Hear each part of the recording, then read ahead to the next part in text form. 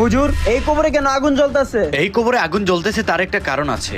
এই কবর যে ব্যক্তির, সে গুনাহগার ছিল, সে অনেক খারাপ কাজে লিপ্ত ছিল, যার কারণে তার কবরে আগুন জ্বলতেছে, আযাব হচ্ছে। চলো এখন মসজিদে, আজান পড়ে গেছে। হ্যাঁ? হুজুর, যেই কবরে 40 দিন আগে দাউ দাউ করে আগুন জ্বলছে, সেই কবরে আজকে ফুলের বিছানা? বুঝতে পারলাম না কিছু। কারণটা হলো ওর ছেলে কোরআন শিক্ষা নিচ্ছে। 2 দিন আগে ওর ছেলে কোরআনে হাফিজ হয়েছে, যার কারণে আল্লাহ হয়তো তার সব গুনাহ মাফ করে দিয়ে তাকে জান্নাতে নিয়ে গেছে। সুতরাং তুমি দুনিয়াতে যাই করো না কেন, তুমি তোমার একটা সন্তানকে কোরআনে হাফেজ বানাইও, দিনদার বানাইও। কারণ তুমি মরে যাওয়ার পর তুমি যদি জাহান্নামী হও, তখন তোমার এই কোরআনে হাফেজ ছেলেটা আল্লাহর কাছে যদি তোমার জন্য দোয়া করে, তাইলে তোমার সব গুনাহ আল্লাহ তাআলা মাফ করে দিবে। বুঝতে পেরেছো ভাই?